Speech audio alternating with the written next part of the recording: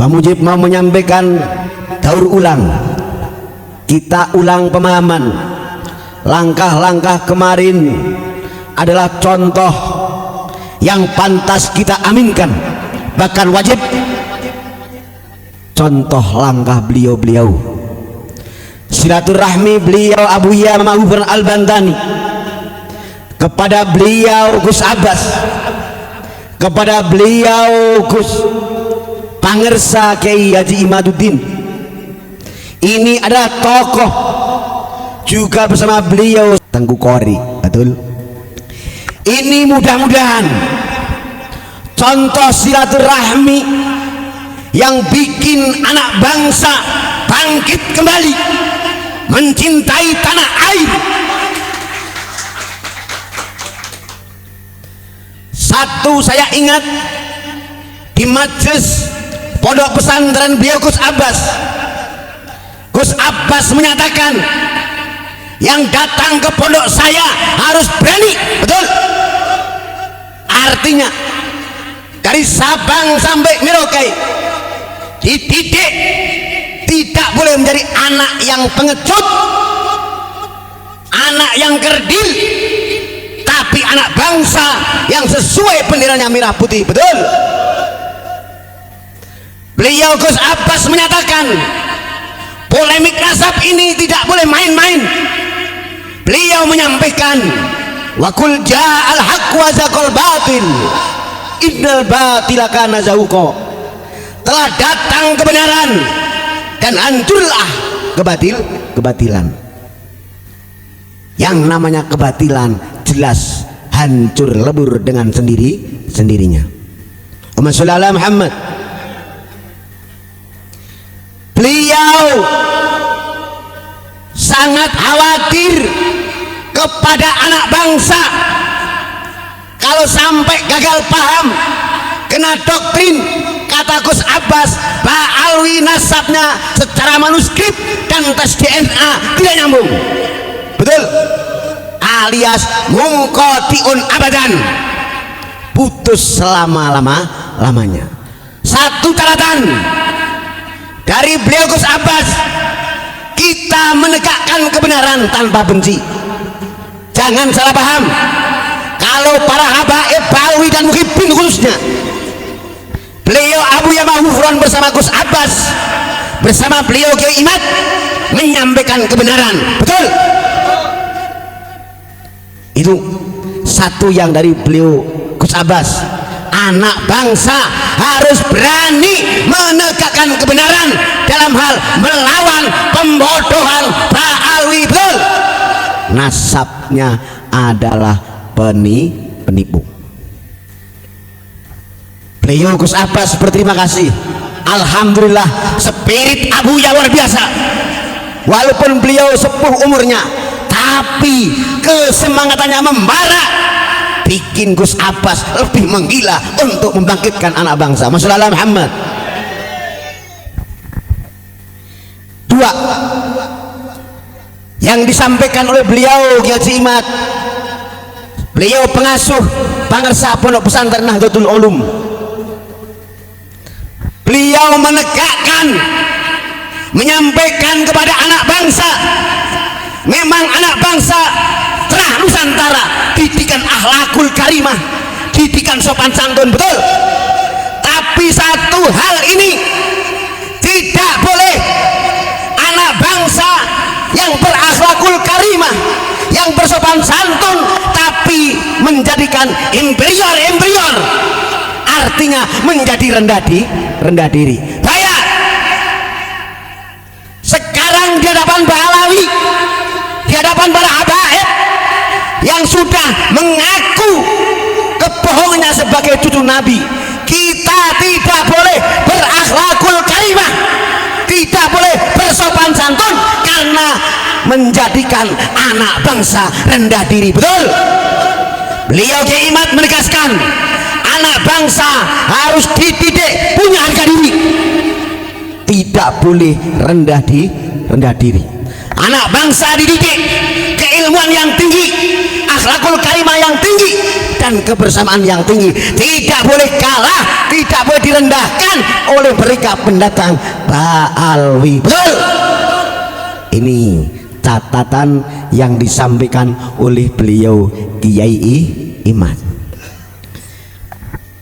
Jadi tiga tokoh ini bersama Abuya kita simak bersama. Memang berat, negara kita hampir 1,5 abad, 150 tahun didoktrin pemahaman-pemahaman palsu. Sulit untuk membongkar pemahaman-pemahaman yang sudah menjadi darah daging anak bangsa. Betul. Ini perjuangan yang tidak boleh dengan santai-santai Gus. Betul. Lawan berlawan. Memang ayat firman Allah menyatakan, surat At-Taubah ayat 122, wa ma kanal mu'minuna liyanfiru kafah. Memang dalam perjuangan membela kebenaran, membongkar Ba'alawi tidak mudah. Betul. Artinya tidak mungkin dari Sabang sampai Merauke ikut semuanya berperang, karena masih ada muhibin. Betul. Masih ada yang belum paham. Betul. Juga masih belum semangat. Hati-hati. Allah dengan tegas, alias tawil qaidun wal mujahidun. Apakah sama orang yang duduk manis dengan orang yang berjihad? Apakah sama orang-orang yang duduk manis? Beda dengan Abuya Mahfuron, beda dengan Gus Abbas, beda dengan beliau Kiai Imaduddin. Ini juga berjuang melawan kebenaran, jihad. Betul. Nah, wa ma kanal mu'minuna liyanfiru kafah. Gak mungkin semuanya ikut perang, tapi minimal kita doakan sesepuh-sepuh tokoh kita yang berani maju nyawa taruhannya. Betul. Tapi Allah Subhanahu wa taala dalam firman-Nya, falaula nafara min kulli firqatin minhum ta'ifah. Tapi minimal sebagian harus ada. Dari Jawa Barat harus ada perwakilan, dari Jawa Tengah harus ada perwakilan, dari Jawa Timur harus ada perwakilan. Betul. Dari Aceh harus ada perwakilan, Kalimantan harus ada perwakilan, NTB, Kalimantan, Maluku, Sulawesi, NTT, Papua, pokoknya Sabang sampai Merauke, ini harus ada taifah, sebagian kecil delegasi yang wajib membahas, membongkar kebenaran nasab. Masyaallah Muhammad. Hasilnya nanti kenikmatan bersama buat anak bangsa.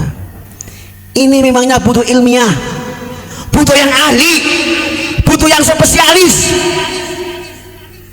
Jangan salah paham, jangan sampai salah doktrin kepada mereka-mereka yang tersinggung. Karena para habaib dan Ba'alwi yang sudah menikmati dengan tipu dayanya. Betul. Di Nusantara kayak raja, di Nusantara tidak kerja, sakunya penuh. Betul. Pantas kalau ada membongkar kebenaran, mereka tidak sadar tapi masih ales saling menghujat. Yang goblok muhibin masih membela dengan mati-matian. Betul. Kita doakan selalu, bukan benci para muhibin, mudah-mudahan dapat hidayah oleh Allah Subhanahu wa taala. Amin. Tetap kembali hubbul waton minal iman.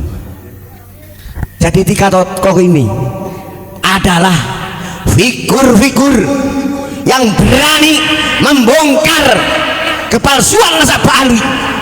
Kita doakan beliau-beliau panjang umur, dimudahkan segala-galanya, diberi uang banyak, amin, untuk membela kepalsuan, kebohongan nasab Ba'alwi. Bahaya kalau kita menyikapi ini, berat. Ingat, ini ulama Nusantara muda, di tubuh NU sendiri sudah abu-abu. Betul. Bawah sampai atas, dari tengah semuanya ada mereka. bingung, bukan salah NU kita, tapi karena sudah berabu-abu, pusing dan pusing untuk melangkah. Betul? Tapi catatan, langkah-langkah sesepuh kita ini harus dibela, didukung bersama, karena untuk menjaga marwah negara kita. Betul? Anak bangsa tidak boleh diinjak.